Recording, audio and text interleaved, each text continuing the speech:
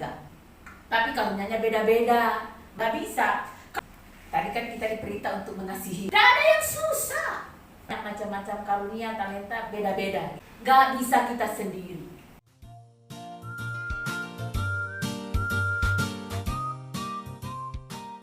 Terima kasih untuk kepercayaannya. Hari ini kembali ada di tempat ini untuk melayani. Baru seminggu lebih saya pulang dari Sulawesi pelayanan, saudara. Dan jadwalnya hari ini sebenarnya adalah Pak Oktav.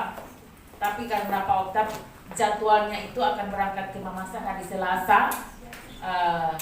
Tapi lain yang kita rencanakan, lain yang Tuhan rencanakan. Sehingga hari ini harusnya Pak Oktav, tetapi karena mau berangkat ke Mamasa maka disuruh saya untuk mengganti. Tetapi ternyata saudaraku, karena tadi malam ada jemaat yang meninggal, saya sebagai gembala harus segera berangkat. Jadi habis dari sini saya langsung ke bandara untuk ke Mamasa lagi. Nah itulah, kalau bukan panggilan jangan coba-coba saudara ya.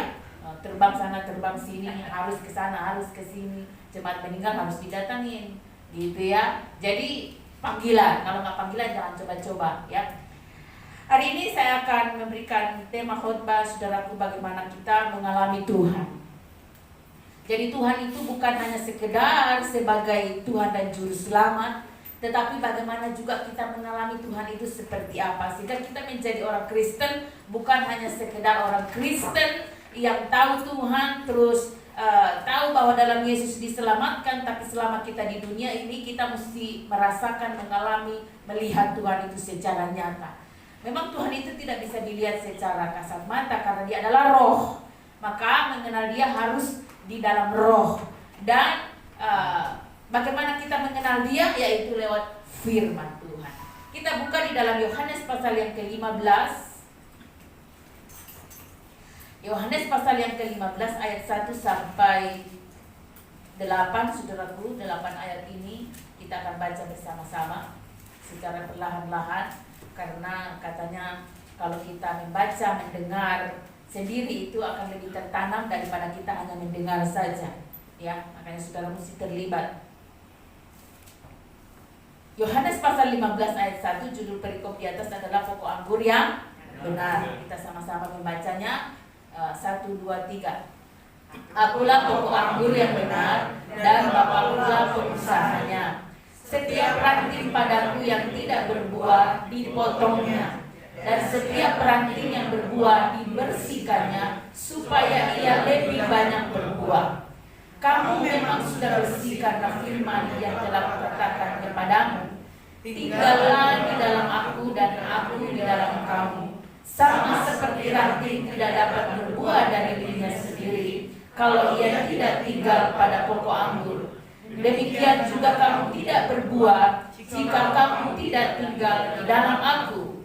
Akulah pokok anggur dan kamulah ranting-rantingnya. Barang siapa tinggal di dalam aku dan aku di dalam dia, ia berbuah banyak. Sebab di luar aku kamu tidak dapat berbuat apa-apa. Barang siapa tidak tinggal dalam aku, ia dibuang keluar seperti ranting dan menjadi kering, kemudian dikumpulkan orang dan dicampakkan ke dalam api lalu dibakar. Jika kamu tidak tinggal di dalam aku dan firmanku tidak tinggal di dalam kamu, mintalah apa saja yang kamu kehendaki dan kamu akan menerimanya. Dalam hal inilah Bapakku dipermuliakan, yaitu jika kamu berbuah banyak, dan demikiannya kamu adalah murid-muridku. Saudaraku, setidaknya dengan membaca kita sudah memahami beberapa pokok atau beberapa garis besar yang harus kita pelajari hari ini. Di mana di sini saudaraku, Yesus memberikan satu ilustrasi mengenai pokok dan ranting. Jadi pokoknya itu diumpamakan seperti Yesus sendiri. Dan rantingnya itu adalah kita, tubuh Kristus. Jemaat itu kita dikatakan, diistilahkan sebagai tubuh Kristus. Di dalam tubuh Kristus itu ada tubuh, ada kepala, ada tangan, ada kaki, dan lain sebagainya. Banyak fungsi. Sehingga di dalam gereja itu namanya satu tubuh Kristus, banyak macam-macam karunia, talenta, beda-beda gitu ya. Ada kepala yang memikirkan pelayanan, mungkin itu gembala. Ada tangan yang mengerjakan seperti mungkin pengerja, dan ada kaki yang berjalan untuk melayani dan lain sebagainya. Banyak hal, saya tidak bahas itu hari ini, saudaraku. Sehingga Yesus memberikan satu perumpamaan mengenai pokok dan ranting, batang ya. Saya percaya kita semua sekalipun bukan petani tidak lazim dengan namanya pohon. Setidaknya juga kan mungkin kita ada tanam bunga, atau di rumah kita ada pohon kayu setidaknya ya kan. Nah saudaraku, kalau kita melihat ilustrasi yang Tuhan berikan, ini sangat gampang sekali kita memahami Tuhan yang sesungguhnya. Jikalau kamu tinggal di dalam aku, dan firman-Ku tinggal di dalam kamu. Jadi kalau Tuhan diumpamakan seperti batang daripada tanaman, dan kita adalah ranting, di mana ranting itu hidup dan makan, tumbuh dari mana? Dari batang, dari pokok dia nempel. Lalu kemudian saudaraku, kalau ketika si ranting ini dibuang atau dipotong dari pokoknya atau dari batangnya, apa yang terjadi? Nggak langsung mati dulu. Pertama, layu dulu. Jadi kalau orang Kristen sudah mulai layu, sudah mulai tidak bergairah, sudah mulai ogah-ogahan ke gereja, malas berdoa, malas baca firman Tuhan, malas dengar khotbah, malas sudah kegiatan rohani, itu sudah mulai layu. Bisa diprediksi, dideteksi, sudah mulai keluar dari pokok, sudah perlu keluar dari Tuhan. Itu pasti terjadi. Jadi kita bisa mendeteksi diri kita. Tidak perlu kita dinilai oleh orang lain. Kita sendiri yang bisa menilai diri kita. Kalau kita sudah mulai tidak ada gairah untuk berdoa, tidak ada gairah untuk mau belajar firman Tuhan, apalagi mau mendengar khotbah, apalagi mau ke gereja, ini orang sudah mulai layu, sudah terdeteksi bahwa dia sudah keluar dari pokok. Lalu kemudian lama-lama mati. Bagaimana mati dia? Seperti apa contohnya mati kalau keluar dari pokok, saudara? Tidak ada lagi merasa bersalah kalau dia berbuat dosa atau tidak cari Tuhan. Dianggap biasa aja hidup. Ada ranting yang sudah dibuang itu, saudara, lihat dia akan berusaha untuk mendekati pokok lagi? Kan enggak. Jadi kalau kita membaca saja ini, saudaraku, saya jelaskan saja kita sudah membacanya, maka kita akan mengerti betapa pentingnya kita itu mengalami Tuhan, nempel sama Tuhan, melekat sama Tuhan. Karena di ayat 3 dikatakan, tinggallah di dalam aku dan aku di dalam kamu. Sama seperti ranting tidak dapat berbuah dari dirinya sendiri. Jadi target kekristenan itu, saudaraku, adalah berbuah atau serupa dan segambar dengan Kristus. Kita belum sempurna. Ada orang tanya kepada saya begini, saya layakkah melayani? Saya layakkah naik mimbar? Saya layakkah jadi pekerja? Saya layak begini? Saya bilang, emangnya kamu amoral? Dia bilang, enggak sih, tapi suka ada salah-salah dikit lah. Saya bilang, kita ini belum ada yang sempurna, termasuk pendeta. Karena kalau sudah sempurna, sudah terangkat seperti Henokh. Jadi orang itu, saudaraku, kadang-kadang ada kelemahan, tapi bukan tinggal dalam dosa. Jadi jangan kita merasa, iya saya sudah salah kemarin, saya tidak layak dan lain sebagainya. Iblis, dari bahasa aslinya iblis itu adalah diabolos. Diabolos artinya apa? Pendakwa. Dia selalu mendakwa kita dengan hal-hal yang negatif, hal-hal yang buruk. Bahkan dia ingatkan lagi masa lalu kita, dulu waktu kita belum kenal Tuhan, masa-masa kelam dan lain sebagainya. Padahal kalau di dalam Tuhan, masa lalu itu hanya seperti kaca spion saja, supaya kita berkaca jangan lagi mengulangi kesalahan yang sama. Tapi iblis mau mendakwa kita, kamu gak layak, kamu tuh bukan anak Tuhan lagi, kamu tuh begini, kamu tuh begini, sehingga kita kehilangan kemuliaan Tuhan. Itu tujuan iblis. Jadi kalau kita tidak tinggal dalam pokok, kita nggak bisa bertumbuh, apalagi mau berbuah. Artinya apa, saudaraku? Kita tidak bisa melakukan firman, taat firman, tunduk sama firman, mengalami firman, mengalami Tuhan, kalau kita nggak melekat atau nempel, nggak bisa. Jadi jangan kamu bertumbuh atau berbuah kering.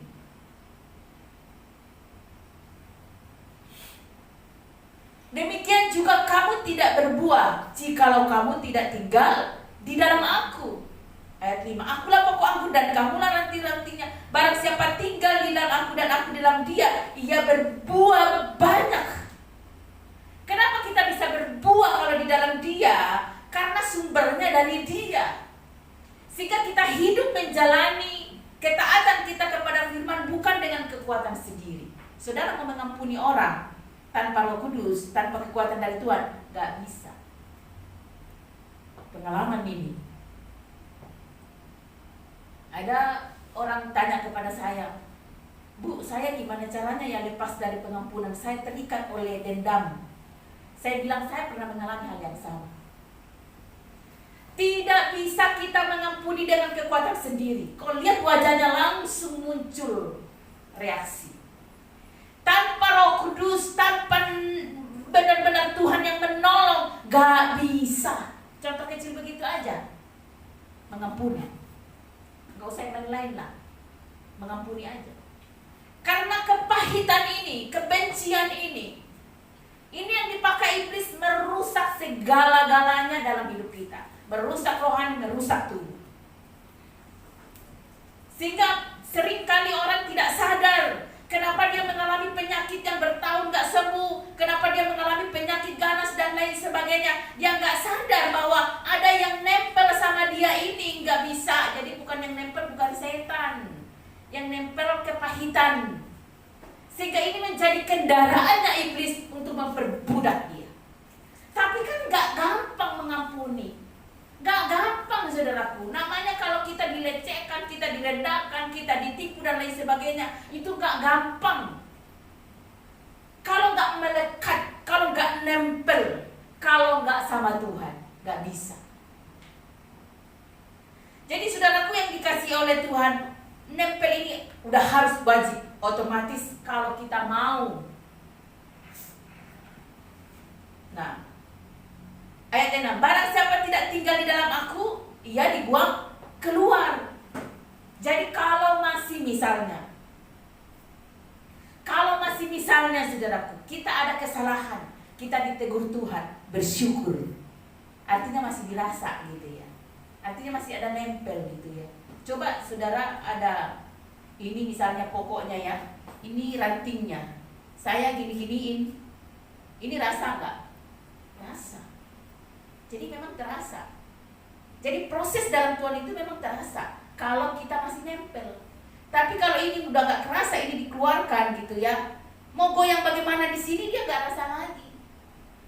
Ini juga goyang di sini mau seperti apa dia nggak rasa lagi. Jadi kita bersyukur kalau masih ada proses yang terjadi dalam hidup kita jika melakukan pelanggaran terhadap firman Tuhan, masih ada kita rasa. Itu bersyukur. Berarti kita masih nempel gitu loh. Tapi kalau nggak rasa apa-apa lagi, aduh, ini mesti benar-benar harus berbalik secepat-cepatnya. Karena jangan sampai kita tidak sampai ke target Tuhan. Targetnya kita nempel ini supaya berbuah. Tapi bagaimana kita mau berbuah, numbuh aja enggak? Gimana kita mau numbuh kalau kita nggak nempel? Nggak bisa kita sendiri. Kita tuh nggak bisa menjalankan kerohanian kita, pengiringan kita sama Tuhan dengan kekuatan sendiri, nggak bisa. Makanya ada lagunya saya suka sekali itu lagu, bukan dengan kekuatanku ku dapat jalani Tanpa Tuhan yang di sampingku, ku tak mampu sendiri. Engkaulah kuatku yang menopangku. Ini alkitabiah sekali. Yang mengarang lagu ini pasti dia dekat dengan Tuhan, karena biasanya lagu muncul pengalaman pribadi. Saya juga ada ciptakan satu lagu, saudaraku, pengalaman pribadi, dan itu sangat hits di jemaat kami sendiri, karena itu masih lokal, gitu ya. Jadi kadang-kadang anak-anak, lagu ibu lagi deh katanya, lagu ibu lagi deh. Itu muncul dari mana? Dari masa-masa saya mengalami hal-hal yang tidak mengenakan di hidup saya, karena saya sementara diproses, masih kerasa gitu. Saya sementara diproses, digembleng oleh Tuhan untuk dipersiapkan kepada pelayanan yang lebih lagi. Kalau seandainya saya tidak digembleng dulu, saudaraku, saya bisa saja saat ini mengeluh. Saya mesti bolak-balik ke sana, ke sini, ke sana, ke sini, di sana padat, di sana padat, saudaraku. Kalau saya sampai di sana itu, saudaraku, jadwal sudah teratur. Saya kadang-kadang saya bilang, Pak Okta, waktu saya sedikit ini saya pakai istirahat, jangan dulu saya diganggu. Karena waktu sedikit itu saya pakai istirahat, saudaraku, karena jadwal sudah benar-benar padat gitu ya. Kalau tidak dipersiapkan dulu, bisa-bisa saja saya mengeluh. Tapi karena saya sudah rasakan dulu bagaimana Tuhan sampai tercipta lagu, saudaraku. Makanya kita mesti lihat lagu rohani itu yang apa dulu, alkitabiah enggak lagunya. Jangan sampai dia ciptakan lagu karangan ciplakan atau bukan dari pengalaman pribadi.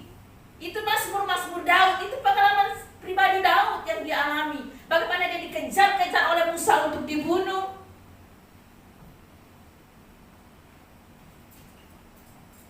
Jadi lagu itu bagus, karena kita nggak bisa jalani hidup kita tanpa Tuhan.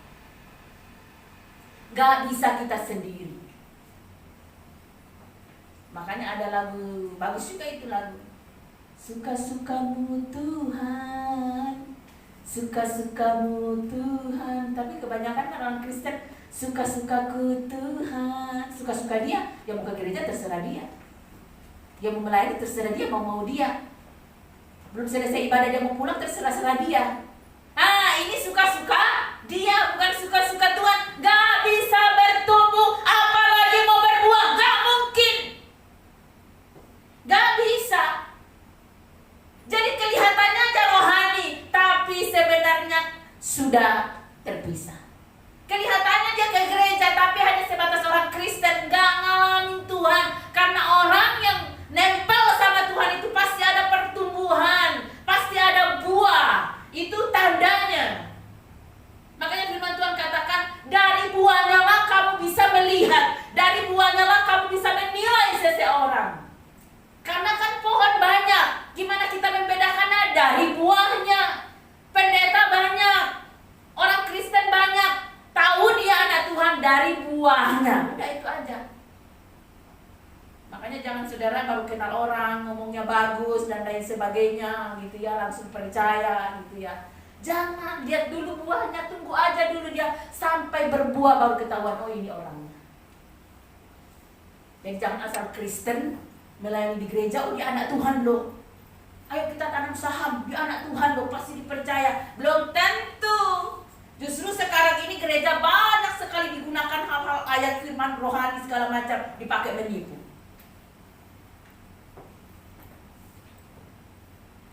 Jikalau kamu tinggal di dalam aku dan firmanku tinggal di dalam kamu, mintalah apa saja yang kamu kehendaki dan kamu akan menerimanya.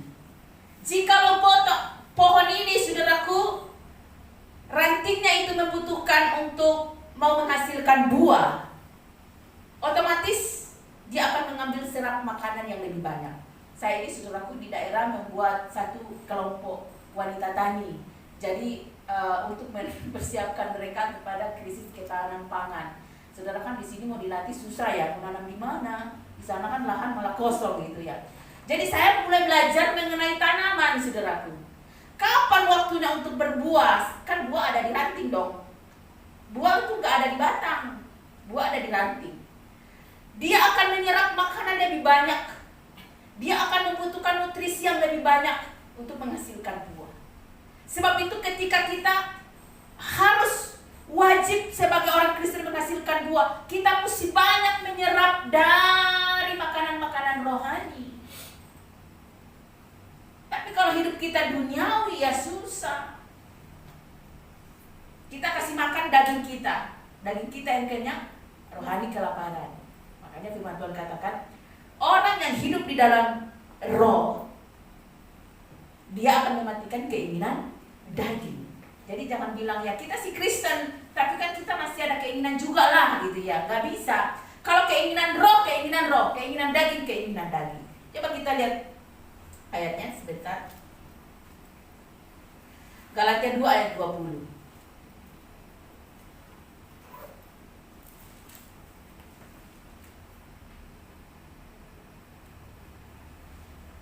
Oh, di sini ada ya. Namun aku hidup, tetapi bukan lagi aku sendiri yang hidup, melainkan apa? Kristus yang hidup di dalam aku. Dan hidupku yang kuhidupi sekarang ini di dalam daging adalah hidup oleh iman dalam anak Allah yang telah mengasihi aku dan menyerahkan dirinya untuk aku. Jadi hidupku yang kuhidupi sekarang ini di dalam daging. Memang kita masih ada dagingnya. Jadi jangan kita bilang tidak ada keinginan daging. Keinginan daging untuk apa dulu? Keinginan daging untuk mengarahkan ke dosa, ya pasti itu berseteru sama Kristus. Tapi keinginan misalnya makan minum, wajib supaya kita bisa hidup.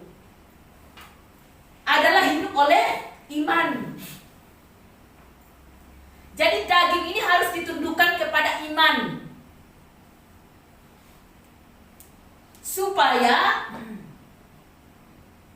Supaya kita menyatakan diri bahwa Kristuslah yang hidup di dalam aku.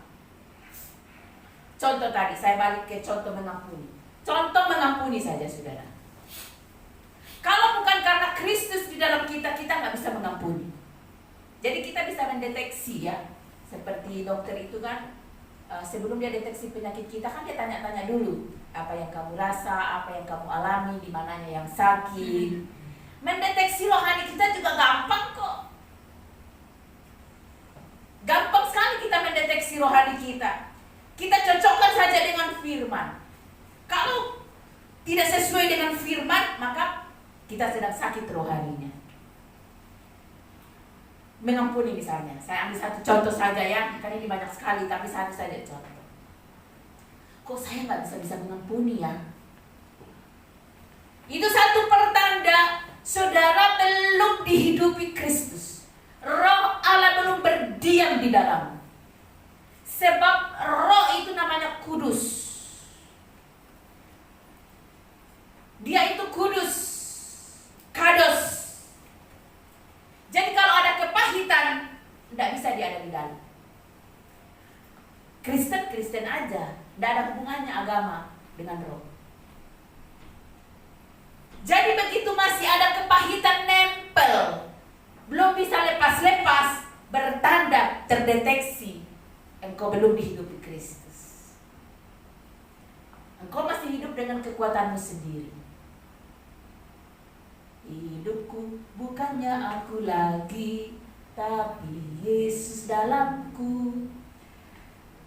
Itulah yang dimaksud dengan Roh Kudus.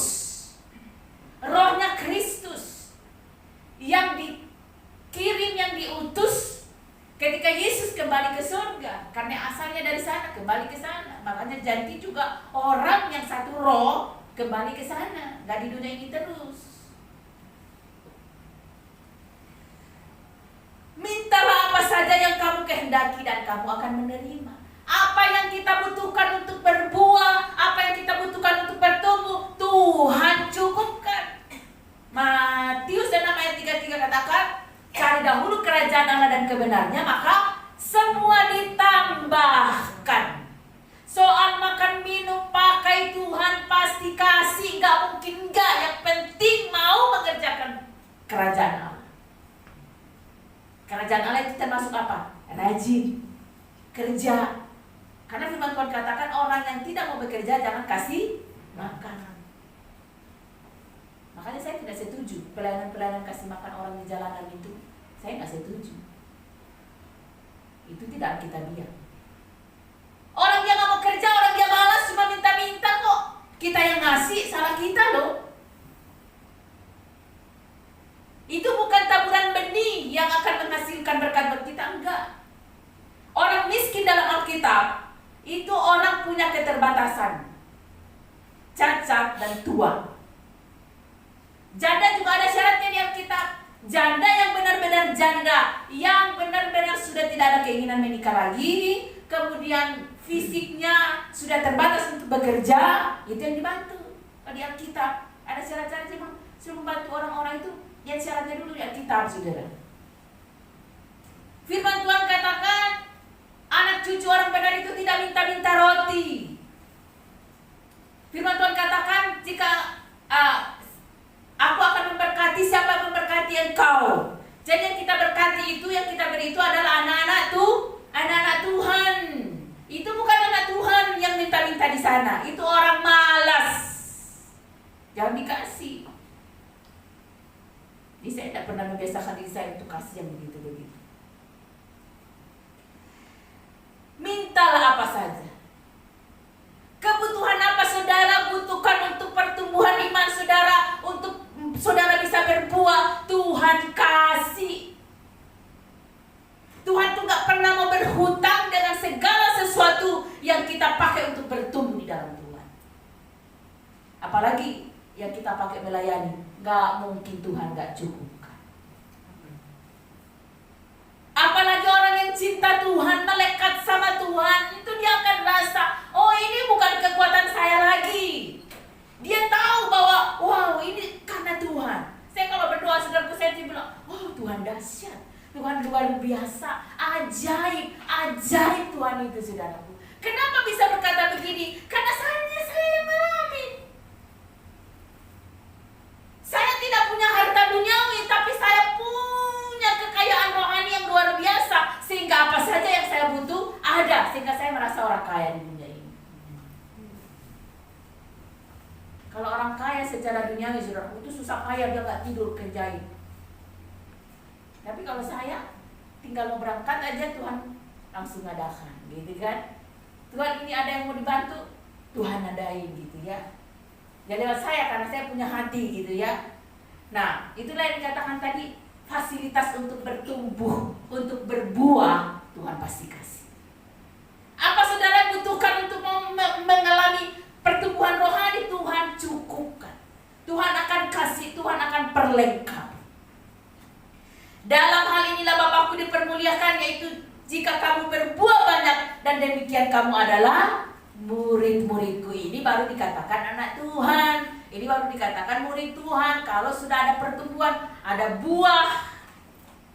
Tapi kalau hanya Kristen saja, tidak ada perubahan, tidak ada kemajuan gitu ya, ya Kristen. Kita tidak bisa katakan kafir, Kristen. Karena kan bahasa kafir ini kita bisa masuk penjara loh saudara. Ya kan? Jadi hidup yang kita hidupi ini bukanlah kita lagi yang hidup, sehingga kita menjaga hidup kita hidup bukan suka-suka kita lagi, tapi suka-suka Tuhan. Gitu ya. Jadi jangan suka nyanyi suka-suka Tuhan, tapi ternyata kita hidup suka-suka kita, gitu ya. Nah, bagaimana saudaraku kita bisa melewati dan mengalami Tuhan ini dalam hidup kita, saudaraku? Kita harus benar-benar merespon apa kata Tuhan buat hidup kita. Bukan saya mengajarkan saudara untuk ngeroh. Tuhan, apa kata Tuhan hari ini ya? Tuhan tuh berbicara gitu ya, gak bicara-bicara. Firman Tuhan itulah suara Tuhan. Makanya perlu setiap hari kita membaca Alkitab, membaca firman, karena itulah suara Tuhan. Jangan tunggu suara kayak dari langit gitu ya. Hari ini kau begini, enggak. Suara Tuhan itu apa? Firman. Jikalau kamu tinggal di dalam aku dan firmanku tinggal di dalam kamu. Jadi suara Tuhan apa hari ini? Firman.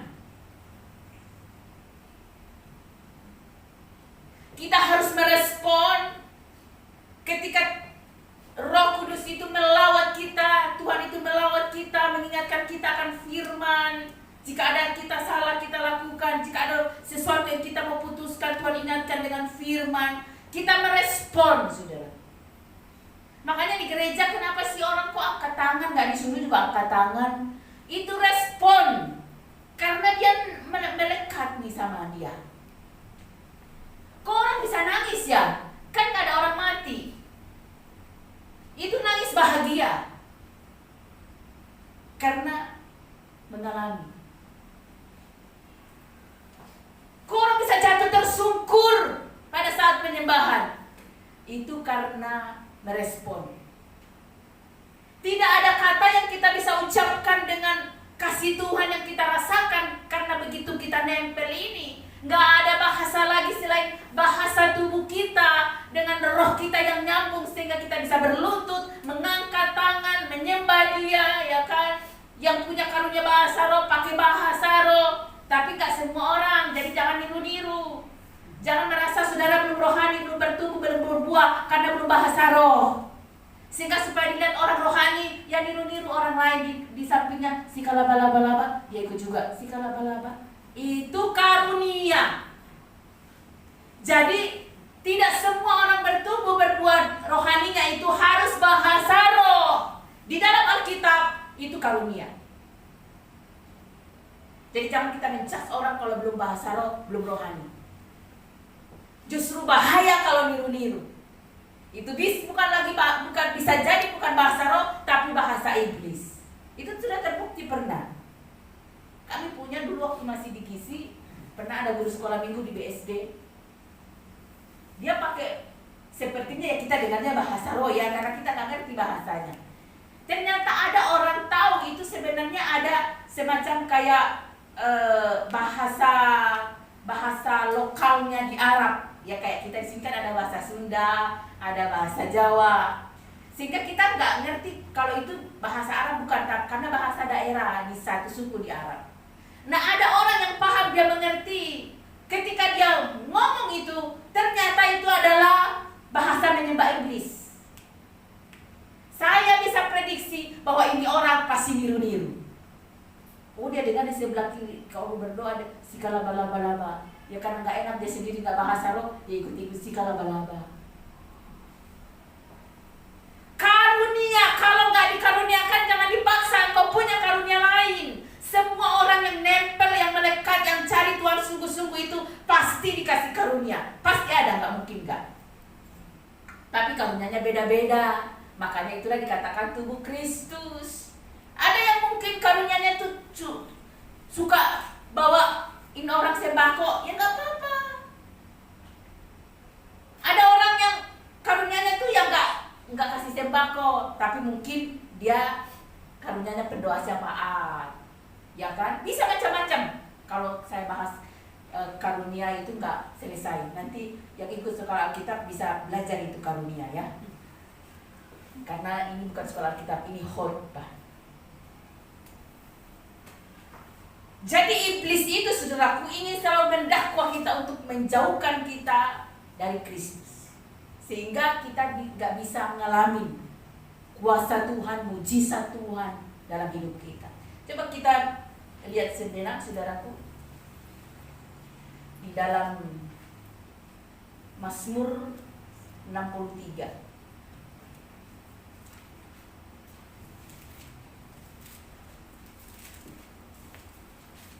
Mazmur 63 ayat 8. Ini pengalaman pribadi daripada Daud, saudara. Mazmur 63 ayat 8.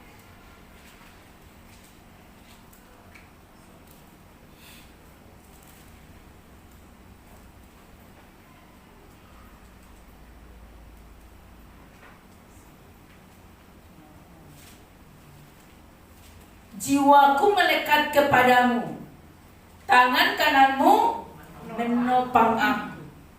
Jadi ini peristiwa terjadi saudaraku ketika Daud di padang gurun Yehuda. Apa arti padang gurun?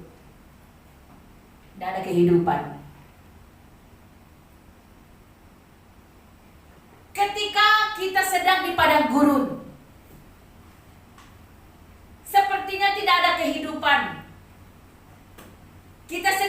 uji terhadap sesuatu motif tujuan kita mengiring Tuhan. Karena padang gurun itu pasti terjadi, tidak boleh tidak. Karena sama seperti kehidupan kita, sama seperti perjalanan bangsa Israel dari Mesir ke Kanaan. Itu sama, cuma itu secara langsung, kalau kita secara rohani itu sama. Padang gurun juga kita pasti ngalamin, sama seperti persis, karena itu adalah gambaran. Padang gurun pasti harus ada. Makanya hati-hati kalau sedang terjadi padang gurun, sepertinya nggak ada kehidupan, sepertinya tidak ada jalan terbuka, sepertinya tertutup, itu sementara. Di padang gurun, ujian.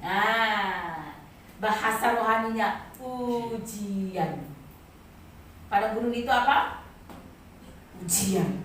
Pada saat bangsa Israel keluar dari Mesir, di tengah jalan mereka lapar.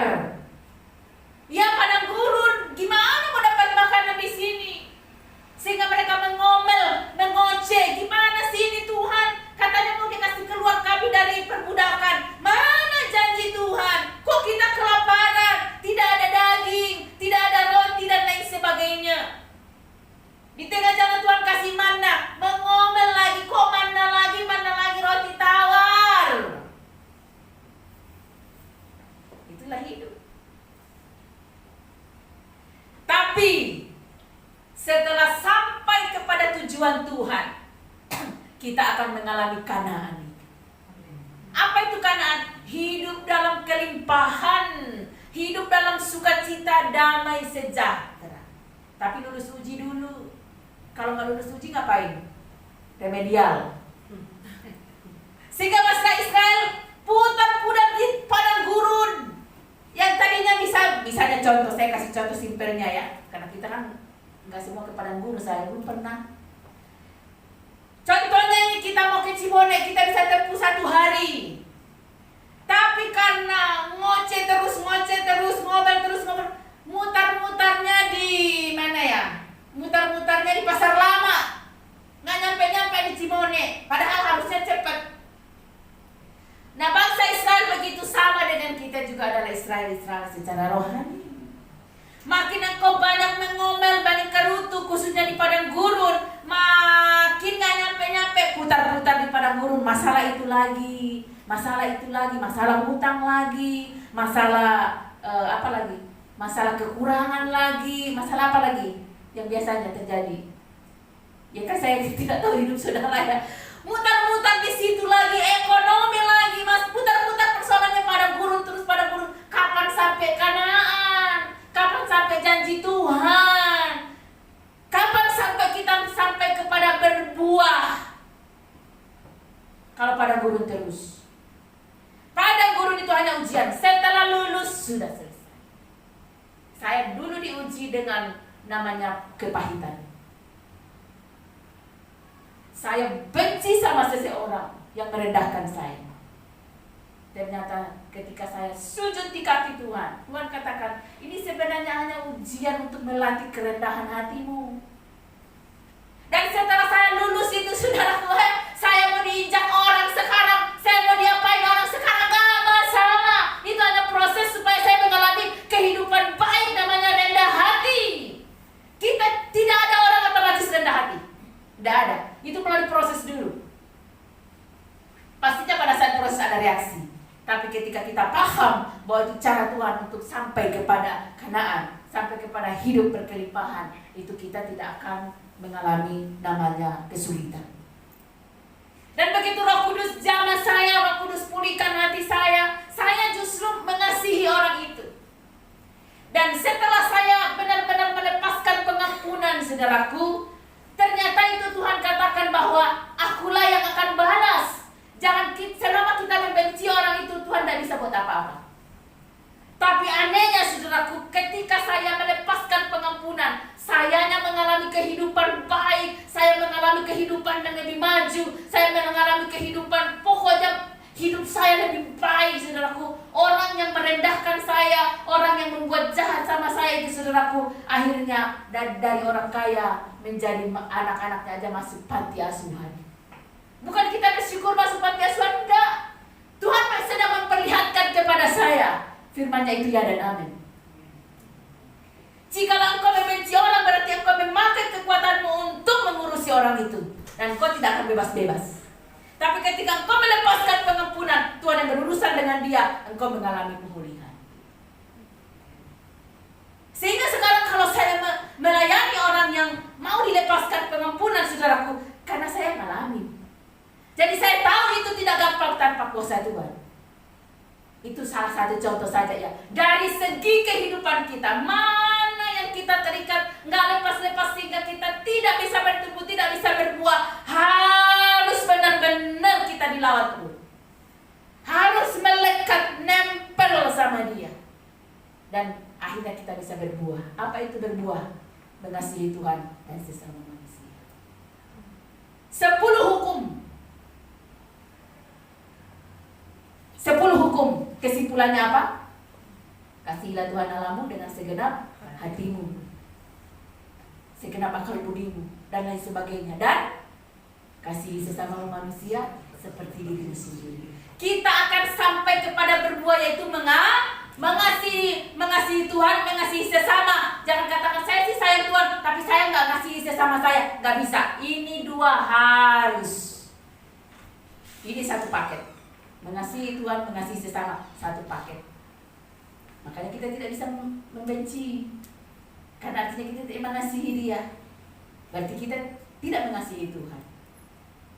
Karena doa Bapa kami, ampunilah kami seperti kami juga mengampuni orang yang bersalah kepada kami. Jadi kalau kita tidak mengampuni, kita tidak diampuni. Kan sebaliknya aja begitu, gampang kan? Jadi buah kita yang kita hasilkan itu adalah apa? Kasih. Mungkin bagus kalau kita lihat ayatnya ya. Coba kita cek dulu. 1 Yohanes. Ini banyak ayat yang saya siapkan saudaraku, tapi sepertinya tidak kebaca semua. 1 Yohanes 2 ayat 4.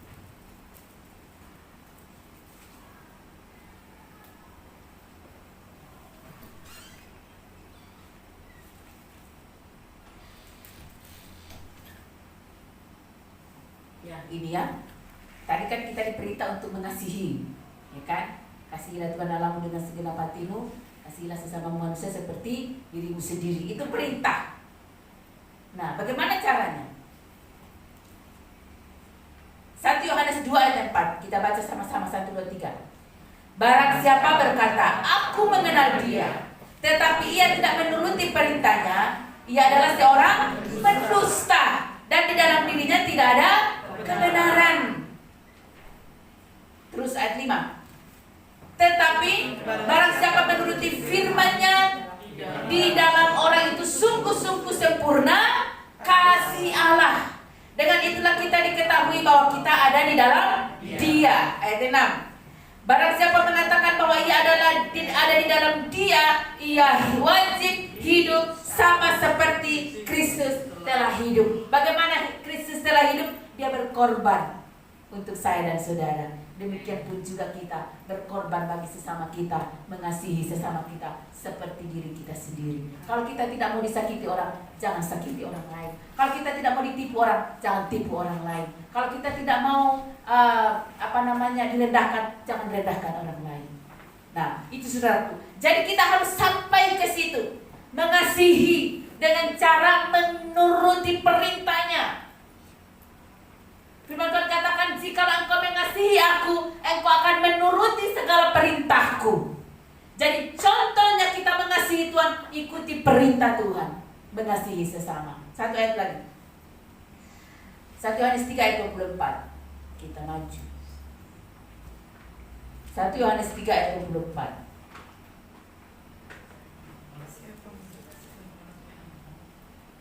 Barang siapa menuruti segala perintahnya, ia diam di dalam Allah, dan Allah diam di dalam dia. Nah, itu ukurannya ya.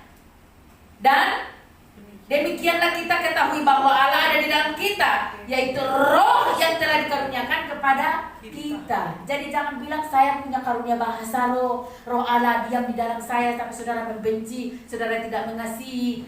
Tidak. Itu Kenapa sih orang begitu susah namanya tunduk sama firman? Kenapa sih begitu orang susah jadi pelaku firman? Kenapa begitu susah orang hidup suka-suka Tuhan? Dia maunya suka-suka dia. Karena gak nempel, gak ada roh Allah, gak ada roh kudus di dalam dia. Sehingga hidupnya berat. Coba saudara bayangkan kalau ada roh Kristus di dalam kita, apa sih yang susah? Gak ada yang susah. Yang tahu itu adalah kita sendiri karena kita yang ngalamin dengan Tuhan. Kenapa sampai saya memberikan hidup saya untuk melayani? Saya korbankan segala galanya hidup saya untuk melayani. Karena saya yang ngalamin dengan Tuhan. Orang lain gak rasakan. Saya yang rasakan. Makanya begitu saya berapi-api, begitu saya bersemangat, begitu saya sukacita, antusias. Karena saya yang ngalamin. Banyak yang bilang, udah Pak, yang di masa kasih aja sama orang, atau yang di sini serahkan aja. Oh, mungkin kalian yang lihat kami susah payah, tetapi kami yang merasakan begitu baiknya Tuhan dalam segala kesukaran. Tapi ikut Tuhan bukan berarti tidak ada masalah. Justru di dalam kesukaran kesulitan kita mengalami Tuhan. Daud, saudaraku, ketika ada di Gua Adulam. Gua Adulam ini di mana tempatnya orang-orang penjahat dibuang. Dia lari ke situ karena dikejar-kejar oleh Saul untuk dibunuh. Tetapi disitulah dia katakan bahwa pertolongan Tuhan itu ajaib. Pertolongan Tuhan itu nyata. Musuhku mengejar-ngejarku, tetapi Tuhan menopang aku, melindungi aku. Itulah sebabnya muncul Mazmur 91. Dia melindungi saya dari segala yang jahat. Sehingga selama di Gua Adulam itu, Daud mengalami Tuhan lebih dalam. Jadi seringkali masa-masa sukar, masa-masa sulit, masa-masa proses kita, justru di situ kita lihat Tuhan. Jadi jangan pernah merasa Tuhan tidak ada, Tuhan tidak sertai ketika saudara dalam masa-masa kelam. Itu Tuhan izinkan, sama seperti Ayub. Tuhan izinkan, bukan Tuhan yang membuat menderita Ayub, tapi Tuhan izinkan. Penderitaan daging itu seringkali Tuhan izinkan untuk menguji kita bagaimana kita mengasihi Tuhan atau enggak. Ketika kita lulus uji, kita akan diberikan hadiah oleh Tuhan. Sama seperti Abraham. Sudah dikasih anak penantian berpuluh-puluh tahun. Lah ketika sudah dapat, Tuhan minta lagi. Ini gimana? Secara kasat mata Tuhan ini aneh ya. Dia udah kasih, dia minta lagi. Tapi Abraham tidak pernah bertanya dan tidak pernah mungkin seperti berdebat gitu, enggak. Dia tunduk saja. Korbankan anakmu, dia tunduk saja. Tetapi apakah Tuhan sejahat itu? Kan enggak. Sehingga Tuhan katakan, saya sudah sediakan. Jadi segala sesuatu yang kita korbankan karena kita tunduk taat sama firman itu, Tuhan tidak pernah berhutang. Tuhan sudah sediakan hadiahnya. Cuma kan hadiahnya itu selalu bagi orang yang sudah lulus. Ijazah diberikan kepada orang yang sudah lulus sarjana. Tapi kalau yang tidak lulus ada remedial, ngulang terus, itu padang gurun terus. Makanya jangan padang gurun terus dah, harus lulus. Katakan saudaraku, tahun baru saya harus lulus uji. Nggak boleh di padang gurun terus. Saya harus sampai Kanaan. Karena saya harus bertumbuh dan berbuah. Caranya karena saya lebih lagi. Tahun baru saya lebih dekat lagi. Saya lebih dalam lagi. Ingin kenal Tuhan. Ingin merasakan Tuhan. Amin saudaraku. Itu saja firman Tuhan. Mari kita tunduk kepala, kita berdoa.